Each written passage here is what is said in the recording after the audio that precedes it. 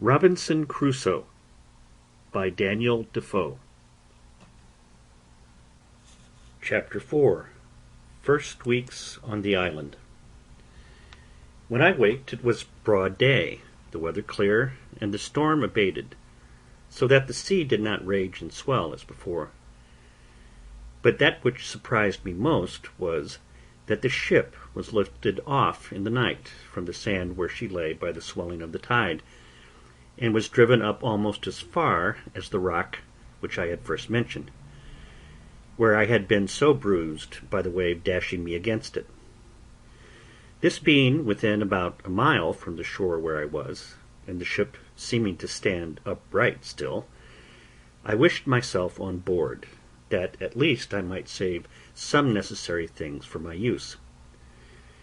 When I came down from my apartment in the tree, I looked about me again, and the first thing I found was the boat, which lay, as the wind and the sea had tossed her up, upon the land about 2 miles on my right hand. I walked as far as I could upon the shore to have got to her, but found a neck or inlet of water between me and the boat, which was about 1/2 mile broad. So I came back for the present, being more intent upon getting at the ship, where I hoped to find something for my present subsistence. A little after noon I found the sea very calm, and the tide ebbed so far out that I could come within 1/4 of a mile of the ship. And here I found a fresh renewing of my grief, for I saw, evidently, that if we had kept on board we had all been safe. That is to say, we had all got safe on shore, and I had not been so miserable as to be left entirely destitute of all comfort and company as I now was. This forced tears to my eyes again, but as there was little relief in that, I resolved, if possible, to get to the ship, so I pulled off my clothes, for the weather was so hot to an extremity, and took the water. But when I came to the ship, my difficulty was still greater to know how to get on board, for as she lay aground and high out of the water, there was nothing within my reach to lay hold of. I swam around her twice, and the second time I spied a small piece of rope, which I wondered I did not see at first, hung down by the forechains so low as that with great difficulty I got hold of it, and by the help of that rope I got up into the forecastle of the ship. Here I found that the ship was bulged, and had a great deal of water in her hold, but that she lay so on the side of a bank of hard sand, or rather earth, that her stern lay lifted up upon the bank, and her head low, almost to the water. By this means all her quarter was free, and all that was in that part was dry, for you may be sure my first work was to search, and to see what was spoiled and what was free. And first I found that all the ship's provisions were dry and untouched by the water, and, being very well disposed to eat, I went to the bread room and filled my pockets with biscuit, and ate it as I went about other things, for I had no time to lose. I also found some rum in the great cabin, of which I took a large dram, in which I had indeed need enough to spirit me for what was before me. Now I wanted nothing but a boat to furnish myself with many things which I foresaw would be very necessary to me. It was in vain to sit still and wish for what was not to be had, and this extremity roused my application. We had several spare yards, and 2 or 3 large spars of wood, and a spare topmast or 2 in the ship. I resolved to work to fall with these, and I flung as many of them overboard as I could manage for their weight, tying every one with a rope, that they may not drive away. When this was done, I went down the ship's side, and pulling them to me, I tied 4 of them together at both ends as well as I could, in the form of a raft, and laying 2 or 3 short pieces of plank upon them crossways, I found I could walk upon it very well, but that it was not able to bear any great weight, the pieces being too light. So I went to work, and with a carpenter's saw I cut a spare topmast into 3 lengths and added them to my raft, with a great deal of labor and pains. But the hope of furnishing myself with necessaries encouraged me to go beyond what I should have been able to have done upon another occasion. My raft was now strong enough to bear any reasonable weight. My next care was what to load it with, and how to preserve what I had laid upon it from the surf of the sea. But I was not long considering this. I first laid all the planks or boards upon it that I could get. Having considered well what I most wanted, I got 3 of the seamen's chests, which had been broken open, and emptied and lowered them down upon my raft. The first of these I filled with provisions, that is, bread, rice, 3 Dutch cheeses, 5 pieces of dried goat's flesh, which we lived much upon, and a little remainder of European corn, which had been laid by for some fowls which we brought to sea with us. But the fowls were killed. There had been some barley and wheat together, but to my great disappointment I found afterwards that the rats had eaten or spoiled it all. As for liquors, I found several cases of bottles belonging to our skipper, in which were some cordial waters, and in all about 5 or 6 gallons of rack. These I stowed by themselves, there being no need to put them into the chest, nor any room for them.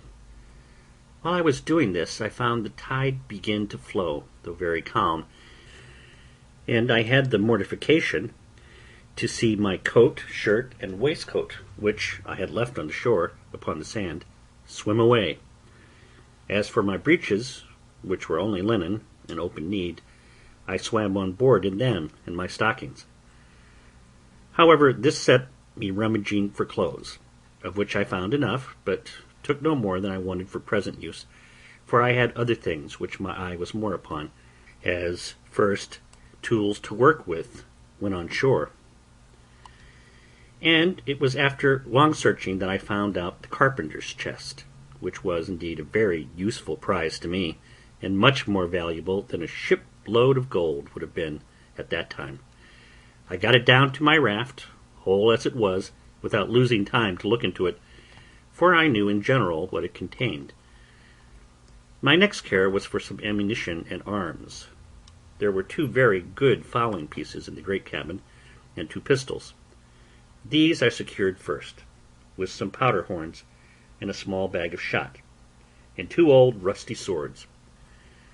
I knew there were 3 barrels of powder in the ship, but I knew not where our gunner had stowed them. But with much search I found them, 2 of them dry and good, the 3rd had taken water. Those 2 I got to my raft with my arms. And now I thought myself pretty well freighted, and began to think how I should get on shore with them, having neither sail, oar, nor rudder, and the least capful of wind would have overset all my navigation. I had 3 encouragements. First, a smooth, calm sea. Secondly, the tide rising, and setting in to the shore. Thirdly, what little wind there was blew me towards the land. And thus, having found 2 or 3 broken oars belonging to the boat, and besides the tools which were in the chest, I found 2 saws, an axe, and a hammer. With this cargo I put to sea. For a mile or thereabouts my raft went very well, only that I found it drive a little distant from the place where I had landed before, by which I perceived that there was some indraft of the water, and consequently I hoped to find some creek or river there, which I might make use of as a port to get to land with my cargo. As I imagined, so it was. There appeared before me a little opening of the land, and I found a strong current of the tide set into it, so I guided my raft as well as I could to keep in the middle of the stream. But here I had like to have suffered a second shipwreck, which, if I had, I think verily would have broken my heart. For knowing nothing of the coast, my raft ran aground at one end of it upon a shoal, and not being aground at the other end, it wanted but a little that all my cargo had slipped off towards the end that was afloat, and to fallen into the water.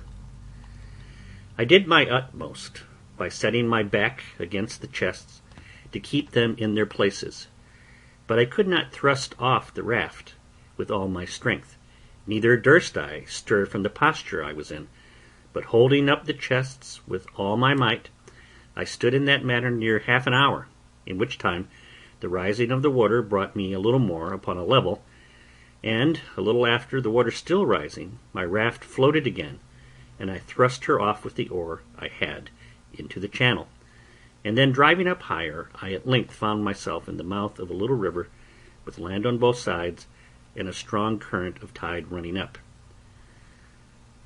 I looked on both sides for a proper place to get to shore, for I was not willing to be driven too high up the river, hoping in time to see some ships at sea, and therefore resolved to place myself as near the coast as I could. At length I spied a little cove on the right shore of the creek, to which with great pain and difficulty I guided my raft, and at last got so near that, reaching ground with my oar, I could thrust her directly in. But here I had like to have dipped all my cargo into the sea again, for that shore, lying pretty steep, that is to say, sloping, there was no place to land, and where one end of my float, if it ran on shore, would lie so high, and the other sink lower, as before, that it would endanger my cargo once again. All that I could do was to wait till the tide was at the highest, keeping the raft with my oar like an anchor, to hold the side of it fast to the shore near a flat piece of ground, which I expected the water would flow over. And so it did.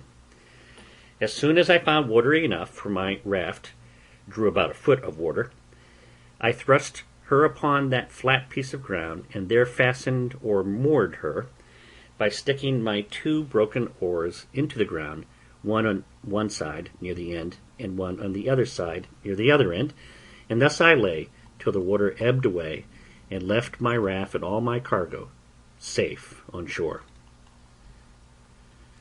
My next work was to view the country, and seek a proper place for my habitation, and where to stow my goods to secure them from whatever might happen. Where I was, I yet knew not, whether on the continent or on an island, whether inhabited or not inhabited, whether in danger of wild beasts or not.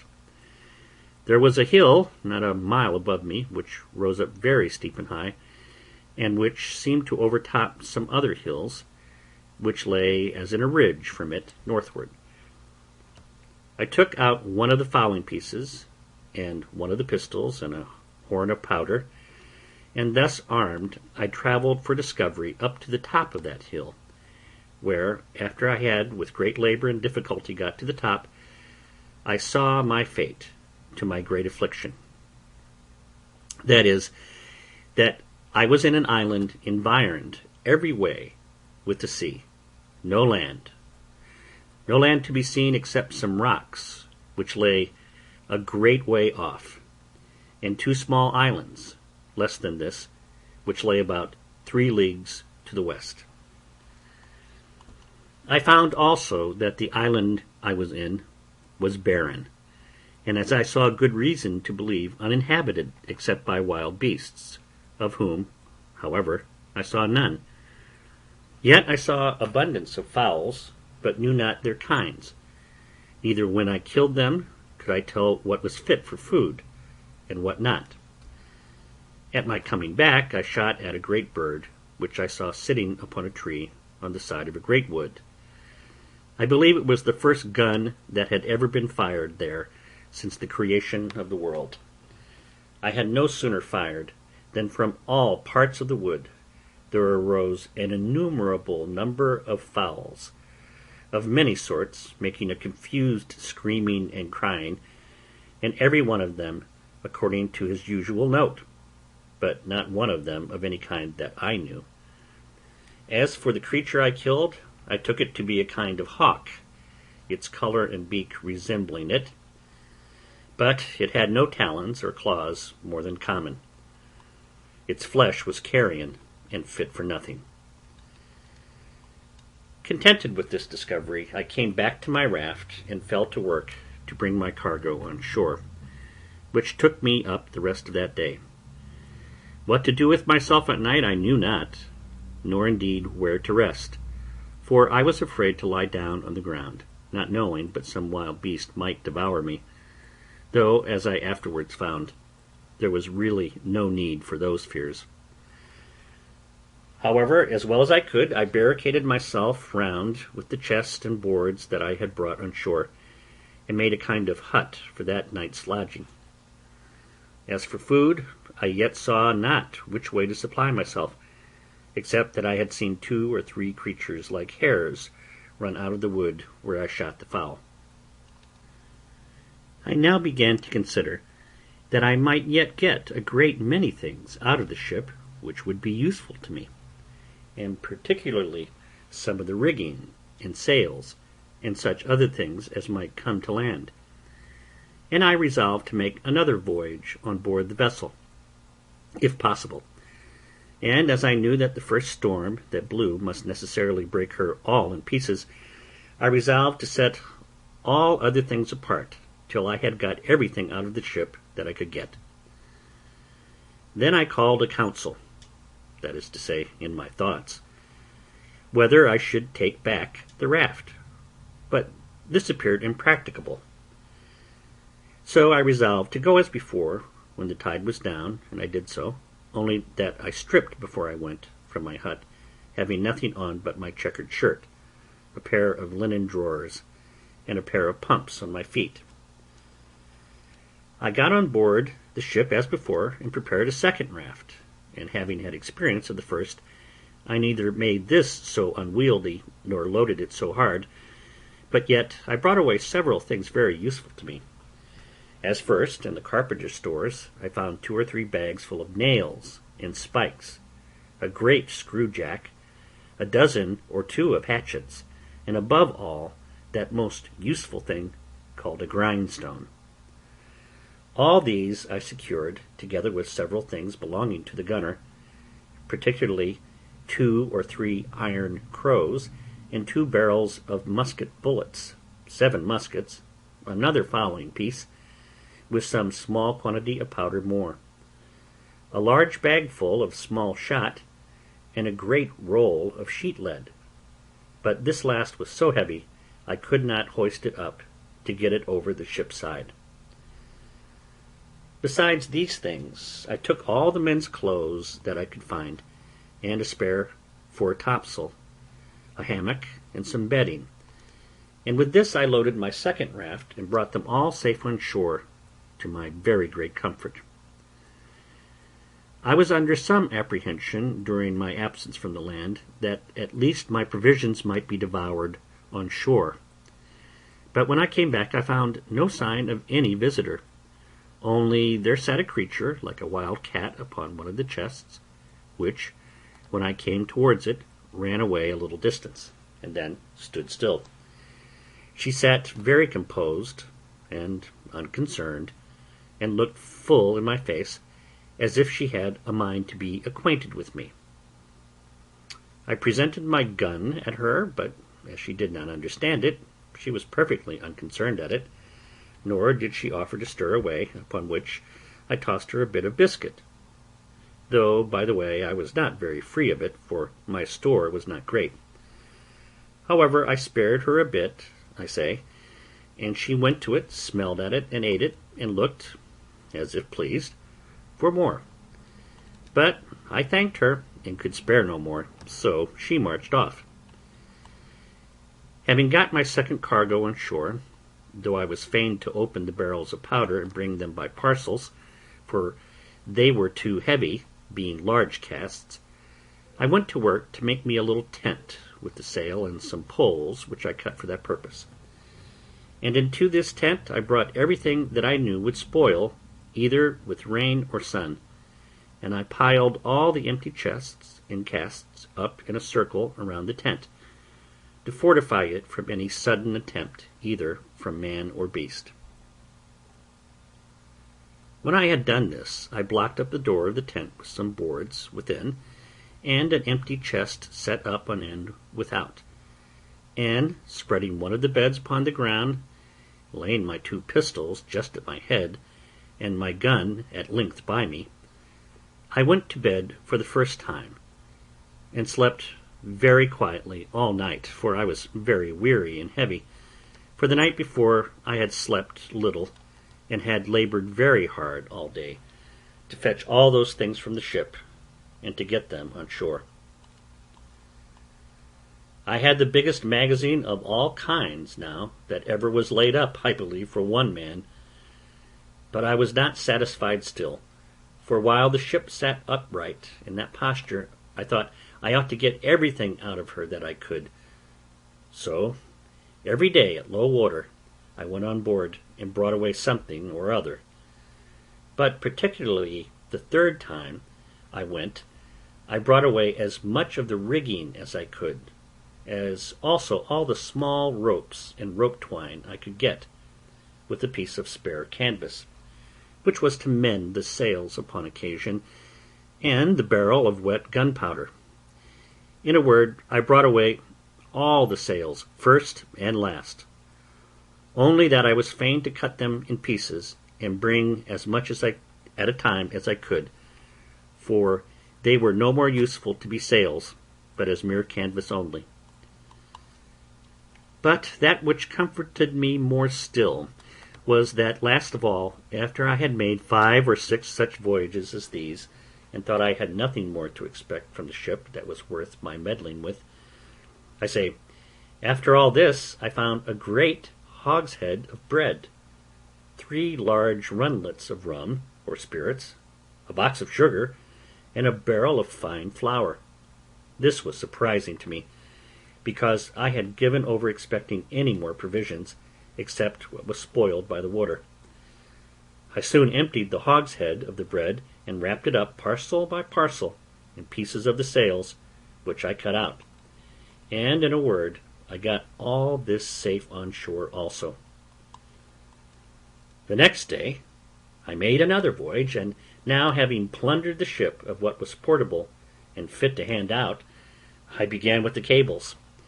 Cutting the great cable into pieces, such as I could move, I got 2 cables and a hawser on shore, with all the ironwork I could get, and having cut down the spritsail yard and the mizzen yard and everything I could get to make a large raft, I loaded it with these heavy goods and came away. But my good luck began now to leave me, for this raft was so unwieldy and so overladen that after I had entered the little cove where I had landed the rest of my goods, not being able to guide it so handily as I did the other, it overset, and threw me and all my cargo into the water. As for myself, it was no great harm, for I was near the shore, but as to my cargo, it was a greater part of it lost, especially the iron, which I expected would have been of great use to me. However, when the tide was out, I got most of the pieces of the cable ashore, and some of the iron, though with infinite labour, for I was fain to dip for it into the water, a work which fatigued me very much. After this, I went every day on board and brought away what I could get. I had now been 13 days on shore, and had been 11 times on board the ship, in which time I had brought away all that one pair of hands could well be supposed capable to bring, though I believe verily, had the calm weather held, I should have brought away the whole ship piece by piece. But preparing the 12th time to go on board, I found the wind began to rise. However, at low water, I went on board, and though I thought I had rummaged the cabin so effectually that nothing more could be found, yet I discovered a locker with drawers in it, in one of which I found 2 or 3 razors and 1 pair of large scissors, with some 10 or a dozen of good knives and forks. In another I found about 36 pounds value of money. some European coins, some Brazil, some pieces of 8, some gold, and some silver. I smiled to myself at the sight of this money. "O drug," said I, aloud, "what art thou good for? Thou art not worth to me. No, not the taking off the ground. One of those knives is worth all this heap. I have no manner of use for thee. E'en remain where thou art, and go to the bottom as a creature whose life is not worth saving." However, upon second thoughts, I took it away, and wrapping all this in a piece of canvas, I began to think of making another raft. But while I was preparing this, I found the sky overcast, and the wind began to rise, and in a quarter of an hour it blew a fresh gale from the shore. It presently occurred to me that it was in vain to pretend to make a raft with the wind offshore, and that it was my business to be gone before the tide of flood began. Otherwise I might not be able to reach the shore at all. Accordingly, I left myself down into the water, and swam across the channel, which lay between the ship and the sands, and even that with difficulty enough, partly with the weight of the things I had about me, and partly the roughness of the water, for the wind rose very hastily, and before it was quite high water, it blew a storm. But I had got home to my little tent, where I lay, with all my wealth about me, very secure. It blew very hard all night, and in the morning, when I looked out, behold, no more ship was to be seen. I was a little surprised, but recovered myself with the satisfactory reflection that I had lost no time nor abated any diligence to get everything out of her that could be useful to me, and that indeed there was little left in her that I was able to bring away, if I had had more time. I now gave over any more thoughts of the ship, or of anything out of her, except what might drive on shore from her wreck, as indeed divers pieces of her afterwards did, but those things were of small use to me. My thoughts were now wholly employed about securing myself against either savages, if any should appear, or wild beasts, if any were in the island, and I had many thoughts of the method how to do this, and what kind of dwelling to make, whether I should make me a cave in the earth, or a tent upon the earth, and in short I resolved upon both, the manner and description of which it may not be improper to give an account of. I soon found the place I was in not fit for my settlement, because it was upon a low moorish ground near the sea, and I believed it would not be wholesome, and more particularly because there was no fresh water near it. So I resolved to find a more healthy and more convenient spot of ground. I consulted several things in my situation which I found would be proper for me. First, health and fresh water, I just now mentioned. Secondly, shelter from the heat of the sun. Thirdly, security from ravenous creatures, whether man or beast. Fourthly, a view to the sea, that if God sent any ship in my sight, I might not lose any advantage for my deliverance, of which I was not willing to banish all my expectation yet. In search of a place proper for this, I found a little plain on the side of a rising hill, whose front, towards this little plain, was steep as a house-side, so that nothing could come down upon me from the top. On the one side of the rock there was a hollow place, worn a little way in, like the entrance or door of a cave, but there was not really any cave or any way into the rock at all. On the flat of the green just before this hollow place I resolved to pitch my tent. This plain was not above 100 yards broad, and about twice as long, and lay like a green before my door, and at the end of it descended irregularly every way down into the low ground by the seaside. It was on the north-northwest side of the hill, so that it was sheltered from the heat every day. till it came to a west and by south sun, or thereabouts, which in those countries is near the setting. Before I set up my tent, I drew a half circle before the hollow place, which took in about 10 yards in its semi-diameter from the rock, and 20 yards in its diameter from its beginning and ending. In this half circle I pitched 2 rows of strong stakes, driving them into the ground till they stood very firm like piles, the biggest end being out of the ground above 5 feet and a half, and sharpened at the top. The 2 rows did not stand above 6 inches from one another. Then I took the pieces of cable which I had cut in the ship, and laid them in rows, one upon another, within the circle, between these 2 rows of stakes, up to the top, placing other stakes in the inside, leaning against them, about 2 feet and a half high, like a spur to a post. And this fence was so strong that neither man nor beast could get into it or over it. This cost me a great deal of time and labor, especially to cut the piles in the woods, bring them to the place, and drive them into the earth.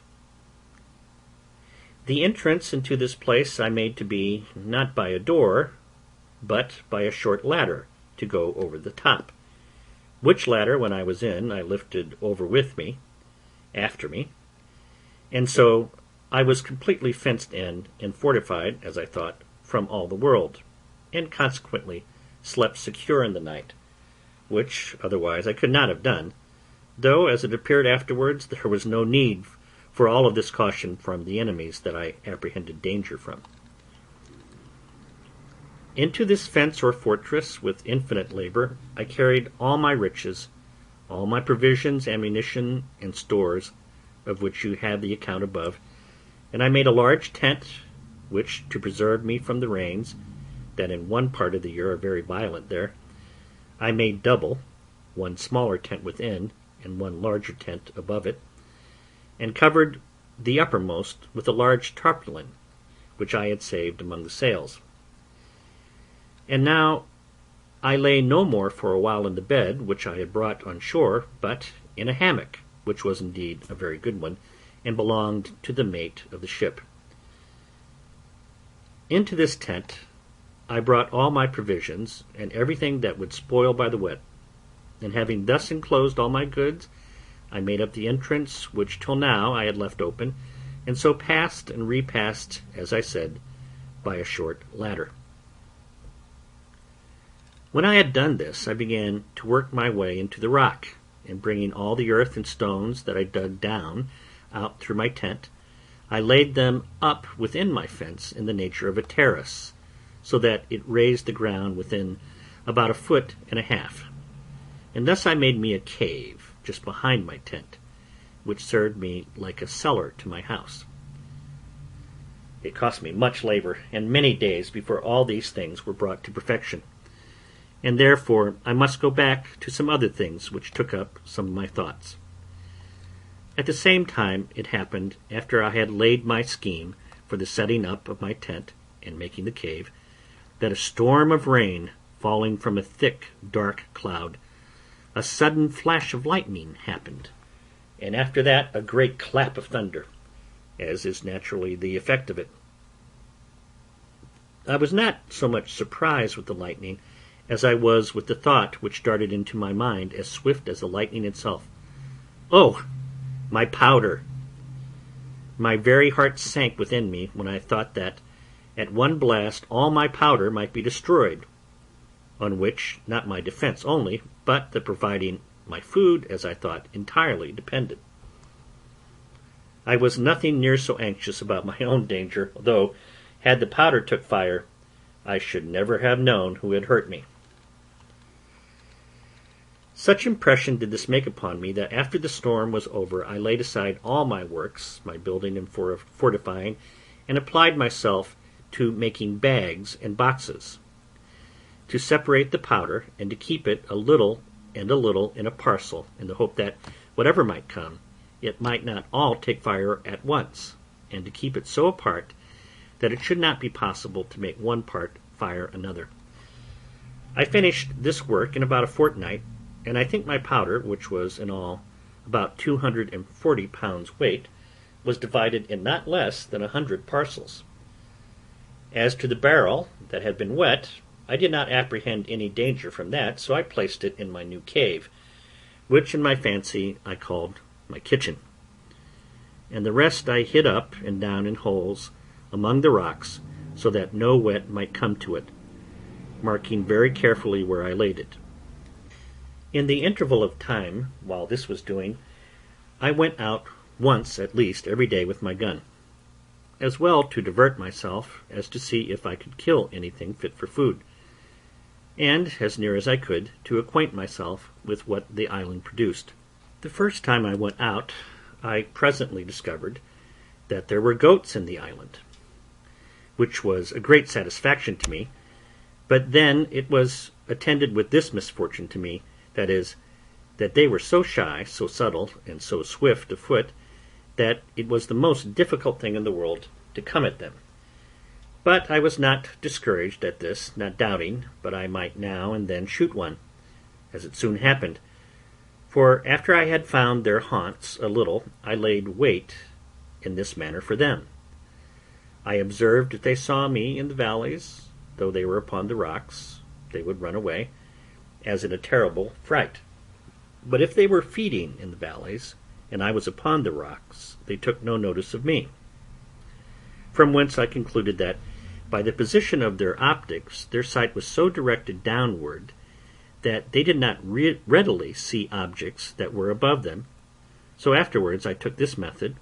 I always climbed the rocks first to get above them, and then had frequently a fair mark. The first shot I made among these creatures, I killed a she-goat, which had a little kid by her, which she gave suck to, which grieved me heartily. For when the old one fell, the kid stood stock still by her, till I came and took her up. And not only so, but when I carried the old one with me upon my shoulders, the kid followed me quite to my enclosure, upon which I laid down the dam, and took the kid in my arms, and carried it over my pail, in hopes to have bred it up tame. But it would not eat, and so I was forced to kill it, and eat it myself. These two supplied me with flesh a great while, for I ate sparingly, and saved my provisions, my bread especially, as much as I possibly could. Having now fixed my habitation, I found it absolutely necessary to provide a place to make a fire in, and fuel to burn. And what I did for that, and also how I enlarged my cave, and what conveniences I made, I shall give a full account of in its place. But I must now give some little account of myself, and of my thoughts about living, which, it may well be supposed, were not a few. I had a dismal prospect of my condition, for, as I was not cast away upon that island without being driven, as is said, by a violent storm, quite out of the course of our intended voyage, and a great way, that is, some hundreds of leagues out of the ordinary course of the trade of mankind, I had great reason to consider this as a determination of heaven, that in this desolate place, and in this desolate manner, I should end my life. The tears would run plentifully down my face when I made these reflections, and sometimes I would expostulate with myself why Providence should completely ruin his creatures, and render them so absolutely miserable, so without help, abandoned, so entirely depressed, that it could hardly be rational to be thankful for such a life. But something always returned swift upon me to check these thoughts and to reprove me, and particularly one day, walking with my gun in my hand by the seaside, I was very pensive upon the subject of my present condition, when reason, as it were, expostulated with me the other way, thus: "Well, you are in a desolate condition, it is true, but pray remember, where are the rest of you? Did you not come 11 of you in the boat? Where are the 10? Why were they not saved, and you lost? Why were you singled out? Is it better to be here or there? And then I pointed to the sea. All evils are to be considered with the good that is in them, and with what worse attends them. It occurred to me again how well I was furnished for my subsistence, and what would have been my case if it had not happened, which was 100,000 to 1, that the ship floated from the place where she first struck, and was driven so near to the shore that I had time to get all these things out of her. What would have been my case if I had been forced to have lived in the condition in which I at first came on shore, without necessaries of life, or necessaries to supply and procure them? Particularly, said I aloud, though to myself, what should I have done without a gun, without ammunition, without any tools to make anything, or to work with, without clothes, bedding, a tent, or any manner of covering?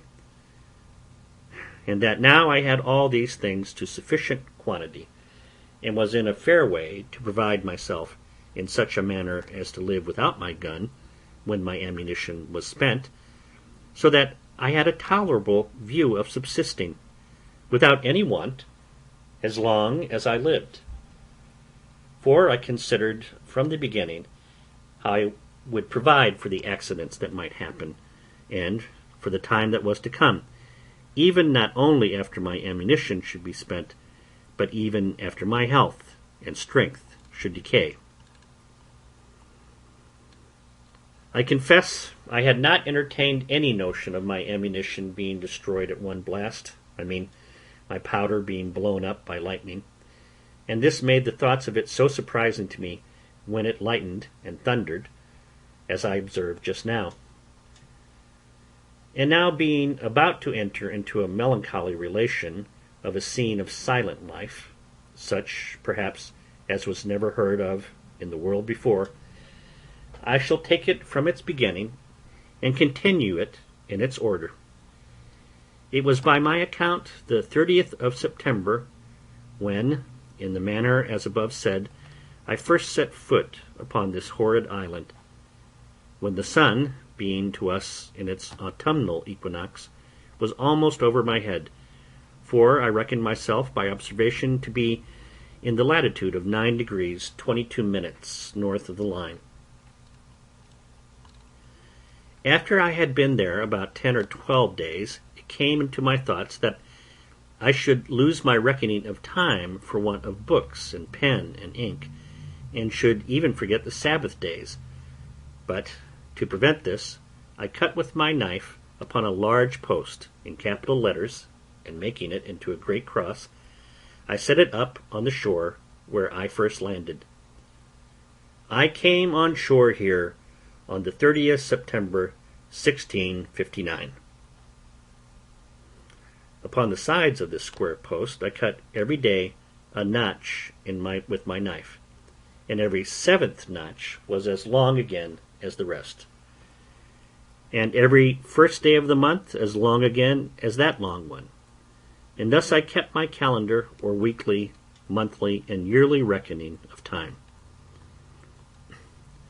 In the next place, we are to observe that among the many things which I brought out of the ship, in the several voyages which, as above mentioned, I made to it, I got several things of less value, but not at all less useful to me, which I omitted setting down before, as in particular, pens, ink, and paper, several parcels in the captain's, mate's, gunner's, and carpenter's keeping, 3 or 4 compasses, some mathematical instruments, dials, perspectives, charts, and books of navigation, all which I huddled together, whether I might want them or no. Also, I found 3 very good Bibles, which came to me in my cargo from England, and which I had packed up among my things, some Portuguese books also, and among them 2 or 3 Popish prayer books, and several other books, all which I carefully secured. And I must not forget that we had in the ship a dog and 2 cats, of whose eminent history I may have occasion to say something in its place. For I carried both the cats with me, and as for the dog, he jumped out of the ship of himself, and swam on shore to me the day after I went on shore with my first cargo, and was a trusty servant to me many years. I wanted nothing that he could fetch me, nor any company that he could make up to me. I only wanted to have him talk to me, but that he would not do. As I observed before, I found pens, ink, and paper, and I husbanded them to the utmost, and I shall show that while my ink lasted, I kept things very exact, but after that was gone, I could not, for I could not make any ink by any means that I could devise. And this put me in mind that I wanted many things notwithstanding all that I had amassed together, and of these ink was one, as also a spade, pickaxe, and shovel, to dig or remove the earth, needles, pins, and thread. As for linen, I soon learned to want that without much difficulty. This want of tools made every work I did go so heavily, and it was near a whole year before I had entirely finished my little pail, or surrounded my habitation. The piles or stakes, which were as heavy as I could well lift, were a long time in cutting and preparing in the woods, and more, by far, in bringing home. So that I spent sometimes 2 days in cutting and bringing home one of these posts, and a 3rd day in driving it into the ground, for which purpose I got a heavy piece of wood at first, but at last bethought myself of one of the iron crows, which, however, though I found it, made driving these posts or piles very laborious and tedious work. But what need I have been concerned at the tediousness of anything I had to do, seeing I had time enough to do it in? Nor had I any other employment, if that had been over, at least that I could foresee, except the ranging the island to seek for food, which I did more or less every day. I now began to seriously consider my condition and the circumstances I was reduced to, and I drew up the state of my affairs in writing, not so much to leave them to any that were to come after me, for I was likely to have but few heirs, as to deliver my thoughts from daily poring over them, and afflicting my mind. And as my reason began now to master my despondency, I began to comfort myself as well as I could, and to set the good against the evil, that I might have something to distinguish my case from worse. And I stated very impartially, like debtor and creditor, the comforts I enjoyed against the miseries I suffered, thus: Evil. I am cast upon a horrible, desolate island, void of all hope of recovery. Good. But I am alive, and not drowned, as all my ship's company were. Evil. I am singled out and separated, as it were, from all the world, to be miserable. Good. But I am singled out, too, from all the ship's crew, to be spared from death. And he that miraculously saved me from death can deliver me from this condition. Evil. I am divided from mankind, a solitaire, one banished from human society. Good. But I am not starved, and perishing on a barren place, affording no sustenance. Evil. I have no clothes to cover me. Good. But I am in a hot climate, where, if I had clothes, I could hardly wear them. Evil. I am without any defense or means to resist any violence of man or beast. Good. But I am cast on an island where I see no wild beasts to hurt me, as I saw on the coast of Africa, And what if I had been shipwrecked there? Evil. I have no soul to speak to or relieve me. Good. But God wonderfully sent the ship in near enough to the shore that I have got out as many necessary things as will either supply my wants or enable me to supply myself, even as long as I live. Upon the whole, here was an undoubted testimony that there was scarce any condition in the world so miserable, but there was something negative or something positive to be thankful for in it. And let this stand as a direction from the experience of the most miserable of all conditions in this world, that we may always find in it something to comfort ourselves with, and to set, in the description of good and evil, on the credit side of the account.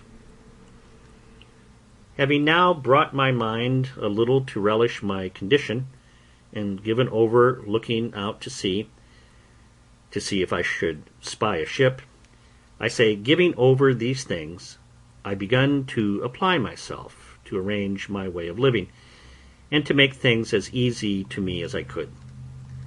I have already described my habitation, which was a tent under the side of a rock, surrounded with a strong pale of posts and cables, but I might now rather call it a wall, for I raised a kind of wall up against it of turfs, about 2 feet thick on the outside, and after some time, I think it was a year and a half, I raised rafters from it, leaning to the rock, and thatched or covered it with boughs of trees, and such things as I could get to keep out the rain, which I found at some times of the year very violent.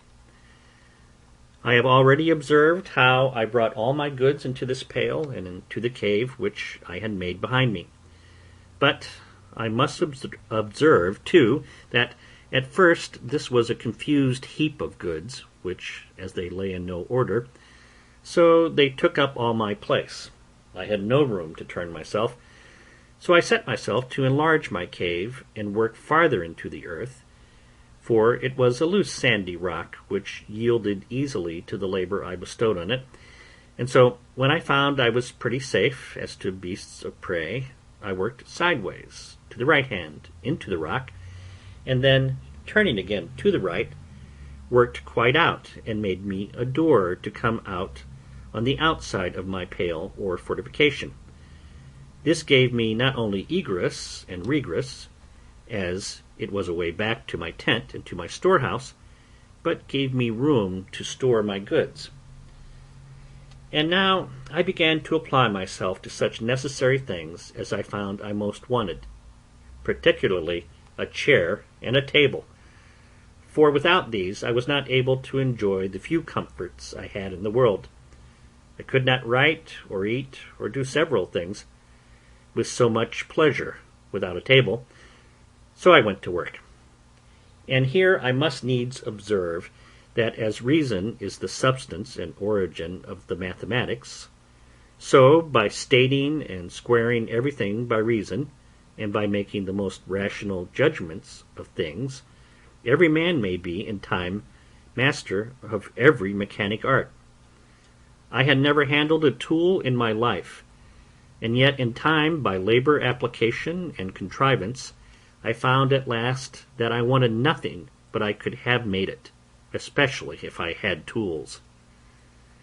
However, I made abundance of things, even without tools, and some with no tools more than an adze and a hatchet, which perhaps were never made that way before, and that with infinite labor.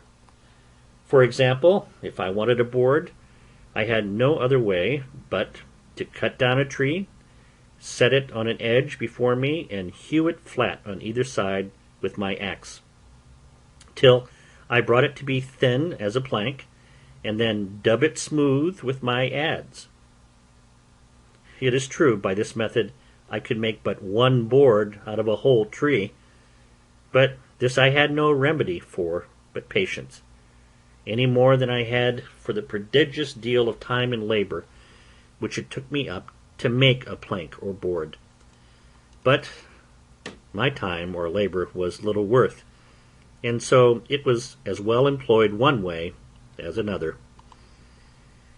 However, I made me a table and a chair, as I observed above and in the first place, and this I did out of the short pieces of boards that I brought on my raft from the ship. But when I had wrought out some boards as above, I made large shelves of the breadth of 1.5 feet, one over another, all along one side of my cave, to lay all my tools, nails, and ironwork on, and, in a word, to separate everything at large into their places, that I might come easily at them. I knocked pieces into the wall to hang my guns and all things that would hang up, so that, had my cave been to be seen, it looked like a great general magazine of all necessary things, and had everything so ready at my hand that it was a great pleasure to me to see all my goods in such order, and especially to find my stock of all necessaries so great.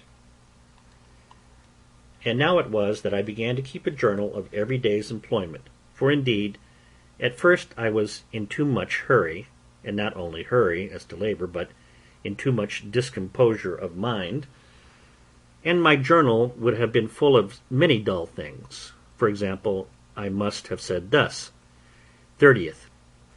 After I had got to shore and escaped drowning, instead of being thankful to God for my deliverance, having first vomited with the great quantity of salt water which had gotten into my stomach, and recovering myself a little, I ran about the shore, wringing my hands and beating my head and face, exclaiming at my misery, and crying out, I was undone, undone, till tired and faint I was forced to lie down on the ground to repose, but durst not sleep for fear of being devoured. Some days after this, and after I had been on board the ship and got all I could out of her, yet I could not forbear getting up to the top of a little mountain and looking out to sea, in hopes of seeing a ship. Then fancy at a vast distance I spied a sail, please myself with the hopes of it, and then, after looking steadily till I was almost blind, lose it quite, and sit down and weep like a child, and thus increased my misery by my folly.